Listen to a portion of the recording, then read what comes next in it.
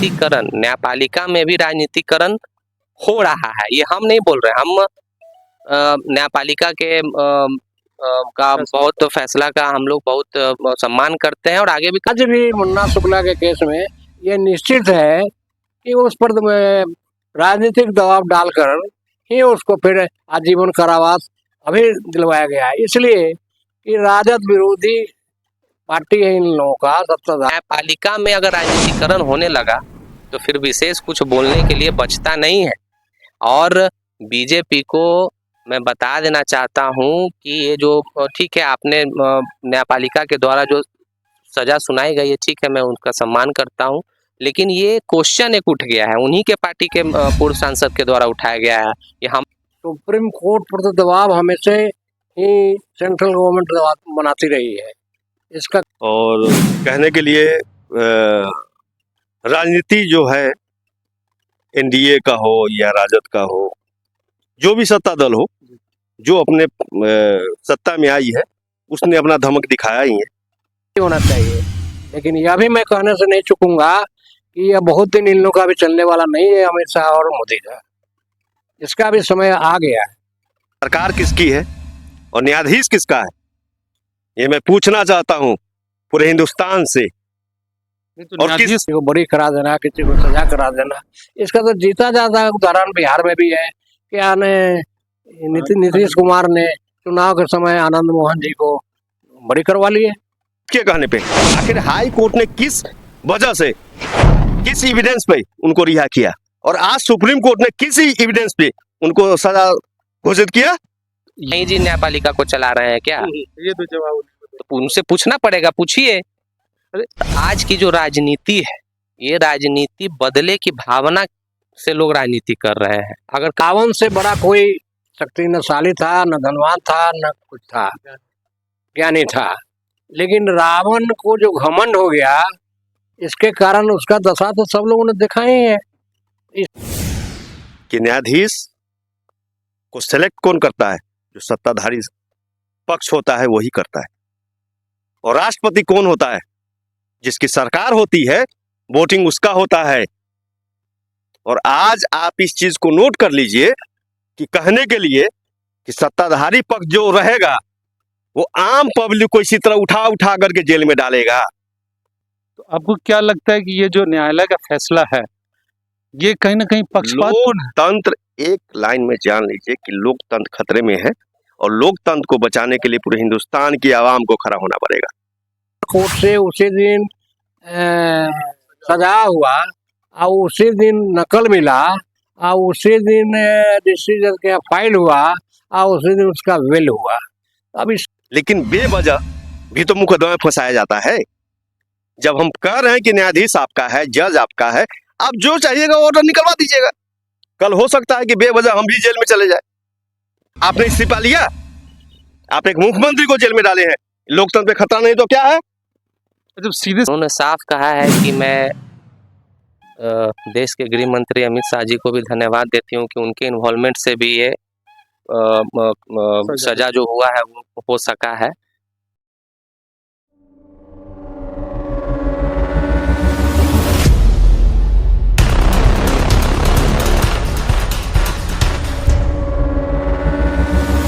नमस्कार, अभी बिहार में सुर्खियों में है कि मुन्ना शुक्ला को सुप्रीम कोर्ट के द्वारा ब्रिज बिहारी हत्याकांड में एक बार फिर आजीवन कारावास दी गई है। हालांकि मुन्ना शुक्ला और मंटू तिवारी सहित 8 लोगों को पटना हाईकोर्ट ने बरी कर दिया था। उसके बाद अचानक से सीबीआई और बिहार सरकार सुप्रीम कोर्ट में जाती है और उसके बाद मुन्ना शुक्ला और मंटू तिवारी को आजीवन कारावास होती। और एक सोशल मीडिया में एक छोटा सा क्लिप है जो वायरल हो रहा है, जिसमें ब्रिज बिहारी प्रसाद जो जिनकी हत्या हुई थी, उनकी पत्नी जो शिवहर से सांसद भी थी बीजेपी के, हालांकि इस बार उनको टिकट नहीं मिला है, वो इस बार इलेक्शन नहीं लड़ी है, वो फोन पे किसी को बोल रहे हैं कि ये अमित शाह के प्रेशर के कारण हुआ है, अमित शाह के दबाव के कारण हुआ है। क्या मुन्ना शुक्ला को राजद में जाने की वजह से सजा दी गई है, या ऐसा हो रहा है कि बीजेपी का विरोध करने पर लोगों को जेल के सलाखों के अंदर डाला जा रहा है। इन्हीं सब मुद्दों पर बात करने के लिए हमारे साथ मौजूद है राजद के युवा नेता आलोक रंजन जी। इनसे जानने की कोशिश करते हैं, इनका नजरिया जानते हैं कि आखिर इस सजा के पीछे कौन सी मंशा काम कर रही है। ये कानून अपना काम किया है या फिर सत्ताधारी लोगों ने इसको अंजाम दिया है। आलोक जी, सबसे पहले आपको हमारे चैनल पर बहुत बहुत स्वागत है। अभी एक क्लिप ज्यादा वायरल हो रहा है सोशल मीडिया पे कि रामा देवी फोन पे बोले कि ये अमित शाह के प्रेशर से हुआ है, मतलब मीडिया के सामने बोले। आपको क्या लगता है कि इसमें साजिश भी हो सकती है क्या? देखिए कि जिस बयान के बारे में आप बात कर रहे हैं वो कल मैंने भी बयान देखा है। रमा देवी जी का पूर्व सांसद जो बीजेपी की रही हैं, उन्होंने साफ कहा है कि मैं देश के गृह मंत्री अमित शाह जी को भी धन्यवाद देती हूँ कि उनके इन्वॉल्वमेंट से भी ये सजा जो हुआ है वो हो सका है। ये हम नहीं बोल रहे हैं, देखिए ये उन्हीं की पार्टी के द्वारा, उन्हीं की पूर्व सांसद का ये बयान है। ये समाज को एक तरह, ये बिल जिनके पति की हत्या हुई है, समाज को इस तरह से मतलब आंख में धूल नहीं झोंकना चाहिए। इनका बयान आप देख रहे हैं कि अगर राजनीतिकरण, न्यायपालिका में भी राजनीतिकरण हो रहा है, ये हम नहीं बोल रहे। हम न्यायपालिका के का बहुत फैसला का हम लोग बहुत सम्मान करते हैं और आगे भी करते रहेंगे, क्योंकि उनसे ऊपर कोई नहीं है। लेकिन उन्हीं के पार्टी के द्वारा पूर्व सांसद का अगर ये बयान देना कि गृह मंत्री का भी इन्वॉल्वमेंट इसमें हुआ, उसके लिए उनको पर्सनली धन्यवाद देना, तो ये हम सवाल नहीं पैदा कर रहे, जनता तो पूछेगी ना कि क्या न्यायपालिका में भी राजनीतिकरण हो रहा है। अगर न्यायपालिका में भी राजनीतिकरण होने लगा तो फिर लोकतंत्र का सवाल ही पैदा नहीं उठता है। लोकतंत्र तो ऐसे ही खतरे में है, खत्म हो गया। फिर न्यायपालिका क्यों है? न्याय लोगों को न्याय देने के लिए, कानून व्यवस्था को बरकरार रखने के लिए, लोगों को न्याय दिलाने के लिए। तो जब न्यायपालिका में अगर राजनीतिकरण होने लगा तो फिर विशेष कुछ बोलने के लिए बचता नहीं है। और बीजेपी को मैं बता देना चाहता हूं कि ये जो ठीक है, आपने न्यायपालिका के द्वारा जो सजा सुनाई गई है, ठीक है, मैं उनका सम्मान करता हूं, लेकिन ये क्वेश्चन एक उठ गया है, उन्हीं के पार्टी के पूर्व सांसद के द्वारा उठाया गया है। ये हम लोग नहीं बोल रहे हैं, विपक्ष नहीं बोल रहा है, ये उन्हीं के पार्टी के लोग बोल रहे हैं कि उनको धन्यवाद दे रहे हैं। तो ये तो भाई मूर्खता वाली बात हो गई। अगर ऐसा हो रहा है, अगर ऐसा सच में हो रहा है तो ये बहुत ही क्या बोले, निंदनीय है। ऐसा नहीं होना चाहिए समाज में। कहीं ऐसा तो नहीं है कि मुन्ना शुक्ला जब तक सत्ताधारी दल के साथ थे तब तक तो वो हाई कोर्ट से बरी हो गए, उनके साथ और ढेर सारे लोग बरी हो गए, 8 लोग थे, और अचानक से वो राजद में जाते हैं, फिर वैशाली से चुनाव लड़ते हैं, और उसी चुनाव लड़ने के दरमियान सुना जा रहा है कि सीबीआई और रमा देवी वो सुप्रीम कोर्ट चली गई, और अभी इलेक्शन समाप्त हुआ और उसके बाद अचानक से इनको आजीवन कारावास की सजा दे दी गई। तो कहीं ये राजद में जाने का खमियाजा तो नहीं? देखिए, पहले भी मैं आपको बोल चुका हूं कि न्यायालय के आदेश का सम्मान मैं करता हूं, अभी भी करता हूं, करता रहूंगा। लेकिन एक सवाल उठ रहा है यहाँ पे, और आज की जो राजनीति है, ये राजनीति बदले की भावना से लोग राजनीति कर रहे हैं। अगर कल हम बीजेपी में चले जाएं तो हम साफ हो जाएंगे।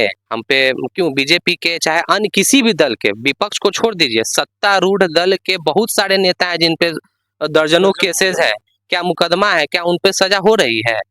नहीं हो रही है।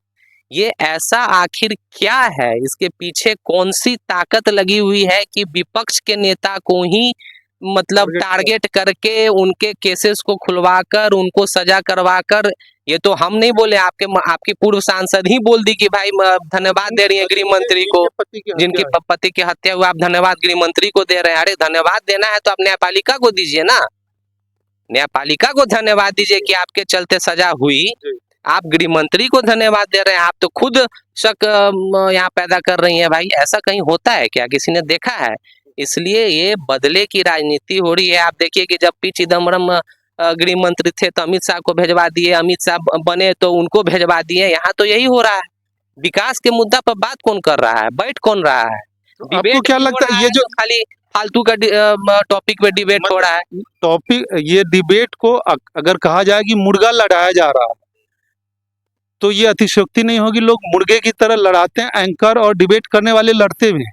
तो कहीं ना कहीं ये डिबेट में जो बैठते हैं उनके भी बुद्धि विवेक पे निर्भर विवेक करता पे है। जो बैठते हैं उनके बुद्धि विवेक पे तो निर्भर करता ही है, लेकिन इसमें पीस कौन रहा है? आम जनता ये लोग पीस रहे हैं।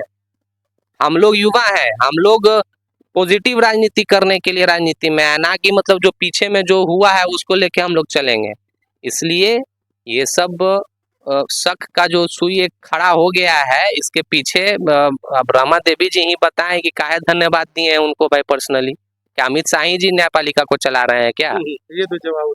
तो उनसे पूछना पड़ेगा, पूछिए। अरे, एक सवाल और होता है, कहा यह जा रहा है कि सवर्ण होने की वजह से राजद की तरफ झुकाव हुआ, अचानक से ये जो चीज है कहीं ना कहीं इस केस को प्रभावित किया है। आप कहाँ तक सहमत हैं इससे? देखिए, मैं बार बार बोल रहा हूँ कि न्यायालय का आदेश है, मैं सम्मान करता हूँ, लेकिन कहीं ना कहीं इसमें कुछ क्वेश्चन है कुछ, कि जिस केस में पहले आदरणीय मुन्ना शुक्ला जी बरी हो गए थे, उसी केस में फिर से मतलब उनको पर्सनली फिर सजा होना, मैं न्यायपालिका पर मैं कोई संदेह या कोई क्वेश्चन नहीं उठा रहा हूँ, लेकिन ये उठाना पड़ रहा है क्योंकि उन्हीं के पार्टी के द्वारा, उन्हीं के नेत्री के द्वारा ये जो बयान दे दी है वो ना बहुत बड़ा बयान दे दिए हैं। वो अब देखिए कितना ये आगे जाएगा, फ्लैश करेगा, ब्रेकिंग न्यूज बनेगा कि वो काहे पर्सनली उनको भाई धन्यवाद दे रही है गृह मंत्री को, देश के गृह मंत्री। तो आपको क्या लगता है कि गृह मंत्री का इन्वॉल्वमेंट हो सकता है सुप्रीम कोर्ट के इस फैसले में? देखिए, अब प्रभाव कितना दे सकते हैं वो नहीं दे सकते हैं, क्योंकि ये डायरेक्ट न्यायपालिका का आदेश है, न्यायालय का आदेश है। न्यायालय से ऊपर ना हम है ना आप है, ठीक है ना? तो हमसे भी ज्यादा खुलवा के नहीं बुलवाइए, हम बहुत कुछ बोल दिए हैं, इशारा काफी है, ठीक है इतना। ये थे हमारे साथ राजद के युवा नेता आलोक रंजन जी। ये अभी क्षेत्र में घूम के जनता का दुख दर्द बांट रहे हैं। इन्हीं दरमियान हमारी मुलाकात हुई और हम इनसे इनका जो स्टेटमेंट है, जो इनका विचार है वो लिया। हमारे साथ एक और युवा नेता है दिनकर कुमार भोलू जी। इनसे जानने की कोशिश करते हैं कि इनका नजरिया क्या है कि अचानक से ये जो मुन्ना शुक्ला को हाई कोर्ट के द्वारा बरी किया गया और सुप्रीम कोर्ट के द्वारा फिर से आजीवन कारावास दे दी गई है, तो इसमें कौन सा फैक्टर है जो काम कर रहा है? क्या इसमें कोई राजनीतिकरण है? इनका नजरिया जानने की कोशिश करते हैं। भोलू जी, आपका बहुत बहुत स्वागत है हमारे चैनल पे। जी धन्यवाद। सबसे पहले ये जानना चाहें कि हाई कोर्ट ने ब्रिज बिहारी हत्याकांड में सभी आरोपियों को बाइज्जत बरी कर दिया। इसके बाद सीबीआई और रमा देवी सुप्रीम कोर्ट जाती हैं। वो मुन्ना शुक्ला जब राजद से खड़ा होते हैं वैशाली लोकसभा क्षेत्र से, उस दरमियान वो सुप्रीम कोर्ट जाती है रमा देवी और सीबीआई, और ये इलेक्शन समाप्त होते होते मुन्ना शुक्ला को और साथ में मंटू तिवारी को आजीवन कारावास की सजा दी जाती है और बाकी 6 लोगों को बरी कर दिया जाता है। आपको क्या लगता है कि इसमें राजनीति हो सकती है या फिर सुप्रीम कोर्ट पे किसी का दबाव हो सकता है? क्या हो सकता है? देखिए, एक बहुत बड़ी बात है और कहने के लिए राजनीति जो है, एनडीए का हो या राजद का हो, जो भी सत्ता दल हो, जो अपने सत्ता में आई है उसने अपना धमक दिखाया ही है पावर का। तो ये नई बात नहीं, ये कोई नई बात नहीं है। अगर हम किसी के खिलाफ में बोलते हैं तो हो सकता है कल मेरे ऊपर भी एफआईआर हो जाए, और ये संभव है बेवजह का, जैसा हम कुछ करना नहीं चाहते हैं। और न्यायालय की जहां तक रही बात, और अभी अमित शाह तो भाई मोटे भाई हैं, तो उनके बारे में क्या कहना है, ये तो पूरा देश जान रहा है, कुछ भी करवा सकते हैं। तो ये तो सुप्रीम कोर्ट का फैसला है जहां न्यायाधीश फैसला करते हैं। इसमें सत्ता पक्ष क्या दखल दे सकता है? कोई प्रेशर बना सकता है? एक बात बताइए, न्यायाधीश को कौन बहाल करता है? हम करते हैं, आम पब्लिक करती है, सरकार करती है। सरकार किसकी है और न्यायाधीश किसका है, ये मैं पूछना चाहता हूं पूरे हिंदुस्तान से। तो न्यायाधीश की बहाली जो है वो एक तरीका है, एक प्रोफाइल है। राष्ट्रपति के अनुमोदन के बाद उनकी बहाली होती है। उसमें आपको क्या लगता है कि सत्ता का धमक हो सकता है? राष्ट्रपति का है, ये मैं आपसे पूछना चाहता हूँ। राष्ट्रपति भी सत्ताधारी दल के हैं। तो फिर न्यायाधीश किसका है? न्यायाधीश को तो किसी दल का नहीं माना जाता है। वो किसी भी, चाहे कोई भी दोषी हो, उसके खिलाफ फैसला दे सकती है। मैं ये बताना चाहता हूं आपका कि न्यायाधीश को सेलेक्ट कौन करता है? जो सत्ताधारी पक्ष होता है वही करता है। और राष्ट्रपति कौन होता है? जिसकी सरकार होती है, वोटिंग उसका होता है। और आज आप इस चीज को नोट कर लीजिए कि कहने के लिए कि सत्ताधारी पक्ष जो रहेगा वो आम पब्लिक को इसी तरह उठा उठा करके जेल में डालेगा। आम पब्लिक को डालेगा कि अपने विरोधियों को डालेगा? आम पब्लिक तो हम भी हैं, आप भी हैं। अरे आम पब्लिक, हम आपका विरोध करेंगे तो आप हमको डालिएगा नहीं? हम तो आम जनता है, क्या बात करते हैं? विरोध में कोई चुनाव लड़ गया तो चुनाव कौन लड़ेगा? इलेक्टेड पर्सन एक ही व्यक्ति न लड़ेगा, और उसके सहयोगी हम हैं तो हमको भी उठा के डालिएगा।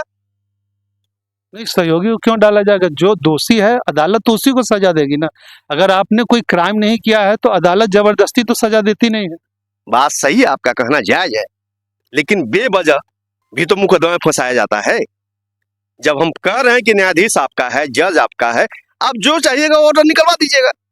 कल हो सकता है कि बेवजह हम भी जेल में चले जाए। तो आपको क्या लगता है कि ये जो न्यायालय का फैसला है ये कहीं ना कहीं पक्षपातपूर्ण है? लोकतंत्र, एक लाइन में जान लीजिए कि लोकतंत्र खतरे में है, और लोकतंत्र को बचाने के लिए पूरे हिंदुस्तान की आवाम को खड़ा होना पड़ेगा। सीधी सी बात, यह लोकतंत्र नहीं है, हिंदुस्तान का यह लोकतंत्र नहीं है जो था।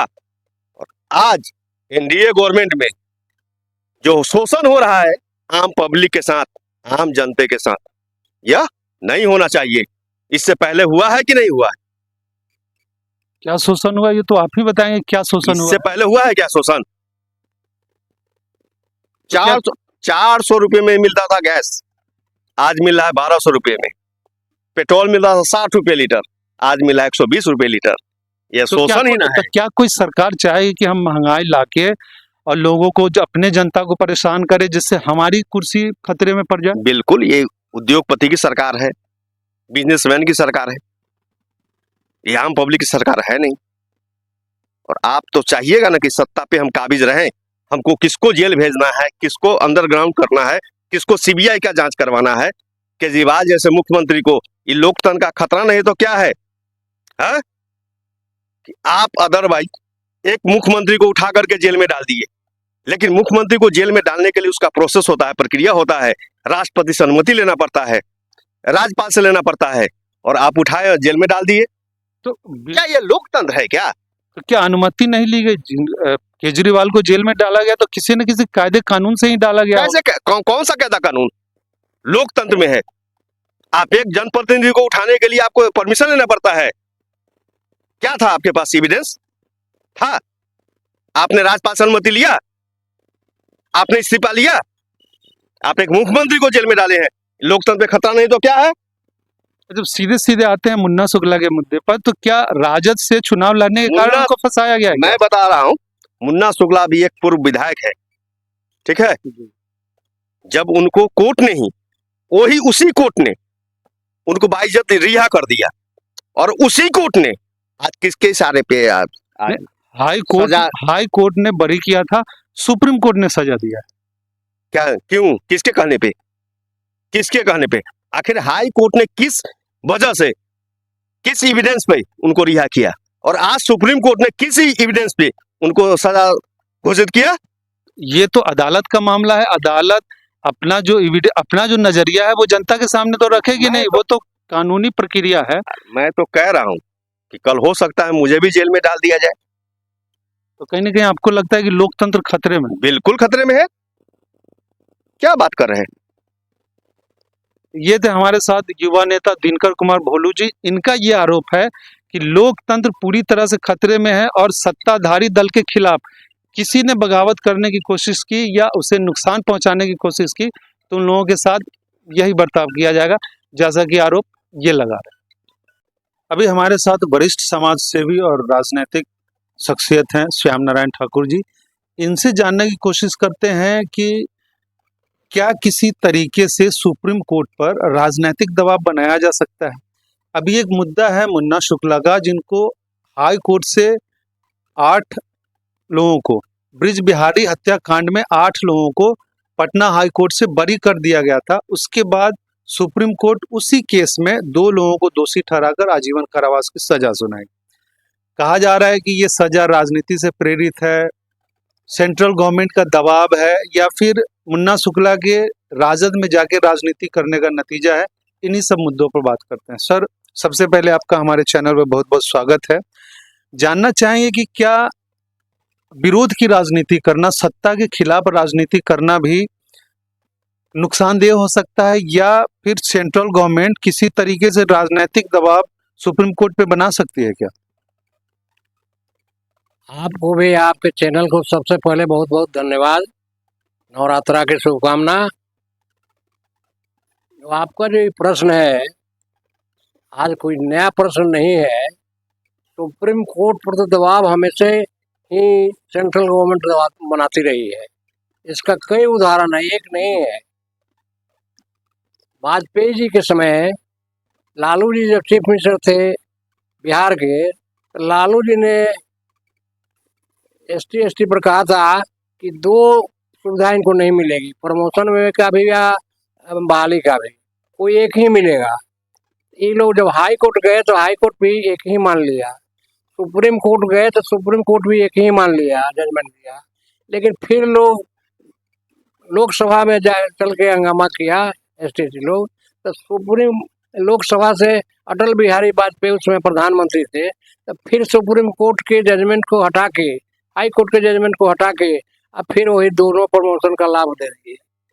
अभी अभी नरेंद्र मोदी प्रधानमंत्री हैं, इनके टाइम में भी सुप्रीम कोर्ट कहा कि FIR तब किसी पर कीजिए ST केस में कि जब पूरी जांच कर लीजिए, केस सही हो, क्योंकि गलत से कोर्ट भी परेशान होता है, पुलिस प्रशासन भी परेशान होता है, और जिस पर होता है वो भी परेशान होता है।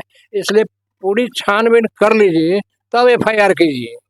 लेकिन इसके विरुद्ध में भी हंगामा करके ST लोग अब पार्लियामेंट में हंगामा किया, हंगामा करके नरेंद्र मोदी से सुप्रीम कोर्ट का जजमेंट फिर बदलवा दिया, फिर जो पहले था वही लागू रहा। तो आज कोई नई बात थोड़े है कि कोर्ट पर, सुप्रीम कोर्ट पर, हाई कोर्ट पर सत्ताधारी व्यवस्था प्रभावित नहीं करता है। आज भी मुन्ना शुक्ला के केस में ये निश्चित है कि उस पर राजनीतिक दबाव डालकर ही उसको फिर आजीवन कारावास अभी दिलवाया गया है। इसलिए कि राजद विरोधी पार्टी है इन लोगों का, सत्ताधारी का, और राजद ने मुन्ना शुक्ला को टिकट दिया था पार्लियामेंट का, और पार्लियामेंट में का टिकट दिया इसलिए अब जाति के भूमिहार ब्राह्मण थे, इसलिए ये अच्छा नहीं लगा नरेंद्र मोदी अमित शाह को। इसलिए इन लोगों ने सुप्रीम कोर्ट पर दबाव डाल के इनको आजीवन कारावास करवाए, जो बहुत गलत है। ऐसा नहीं होना चाहिए। इसमें प्रजातंत्र में बोलने की आज़ादी, चलने की आज़ादी सबको है, कुछ कहने की आज़ादी। अब ये लोग के सामने न कोई बोल सकता है न कर सकता है, बहुत डिक्टेटर का काम कर रहे हैं लोग। ऐसा नहीं होना चाहिए। लेकिन यह भी मैं कहने से नहीं चूकूंगा कि यह बहुत दिन इन लोगों का भी चलने वाला नहीं है, अमित शाह और मोदी का। इसका भी समय आ गया है। अक्टूबर के बाद इन लोगों को भी अपने पहचान आने लगेगा, गद्दी छोड़ना पड़ेगा। जनता उग गई है, 2/3 बहुमत पहले दिया, तीसरी बार में देखिए कितना आया, धीरे धीरे खसक गया है। अब बैसाखी भी हटने वाला है। और इनका संघ का जो आदमी नहीं मान सका, ये 2 आदमी संघ के विरुद्ध भी गए, संघ के को परेशान किए हुए हैं, संघ का विचार नहीं मानते हैं। अब इससे ज्यादा क्या कर सकते हैं हम? ये तो सुप्रीम कोर्ट तो इन लोग के अंडर में बराबर बदलते रहे हैं, सुप्रीम कोर्ट को अपने दबाव में हर निर्णय बदलवाते रहे हैं, जो कह के कुछ करवाते रहे, किसी को बरी करा देना, किसी को सजा करा देना। इसका तो जीता जाता उदाहरण बिहार में भी है। क्या ने नीतीश कुमार ने चुनाव के समय आनंद मोहन जी को बरी करवा लिए। ये सब उदाहरण तो सब सामने है, इससे ज्यादा क्या कहेंगे। अब तक कौन था, सलमान खान का उदाहरण भी आपके सामने है। आम लोगों को आप जानते हैं कि कोई केस में लोअर कोर्ट से सजा होती है तो 3 दिन के बाद ही उसको नकल मिलता है, और 3 दिन के बाद फिर फाइल करेगा डिस्ट्रिक्ट जज के यहाँ, और फिर उसके बाद नंबर आता है, प्रक्रिया में चला जाता है। लेकिन सलमान खान में आप लोगों ने देखा है साक्षात कि सलमान खान का लोअर कोर्ट से उसी दिन सजा हुआ और उसी दिन नकल मिला, उसी दिन डिसीजन के फाइल हुआ और उसी दिन उसका विल हुआ।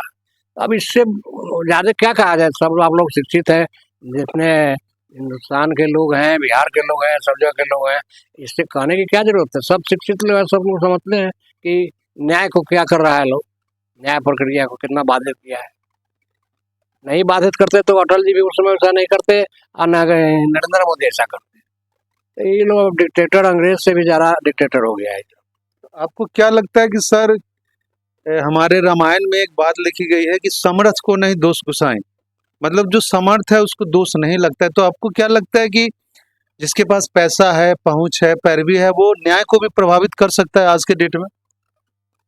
थोड़े देर के लिए रावण से बड़ा कोई शक्तिशाली था, न धनवान था, न कुछ था, ज्ञानी था, लेकिन रावण को जो घमंड हो गया, इसके कारण उसका दशा तो सब लोगों ने देखा ही है। इसके बारे में हम को कहना क्या जरूरी है। घमंडी लोग हो गए हैं, घमंड हो गया है, तो इसका परिणाम तो बुरा ही ना होगा।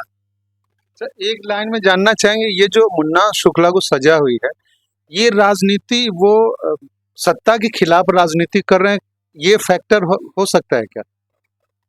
निश्चित हो सकता है। इतना दिन से क्यों नहीं हुआ? इस चुनाव में खड़ा हुए, चुनाव के बाद ही क्यों हुआ? या पहले भी तो हो सकता था। ये लोग तो जिसके विरुद्ध जाते हैं उसको केस खुलवा के, सजा करवा के अंदर डलवाते हैं। उसी का यह एक कड़ी है। और जो सुनने में भी मिला कि ब्रिज बिहार जी की पत्नी जो रमा देवी हैं, वो धन्यवाद भी दी है अमित शाह को। जी, वो प्रेस मीडिया के सामने बात कर रहे थे, उनको फोन आया जो सोशल मीडिया पे काफी वायरल है। उन्होंने कहा कि आइए अमित शाह के जी के प्रेशर से, गृह मंत्री के प्रेशर से हुआ, उनको धन्यवाद है, फिर वो फोन रख देती। तो ये हुआ ही है। ये तो सबको स्वीकारना है कि प्रेशर नहीं पड़ता तो अभी क्यों होता, पहले क्यों नहीं हुआ चुनाव के पहले। सर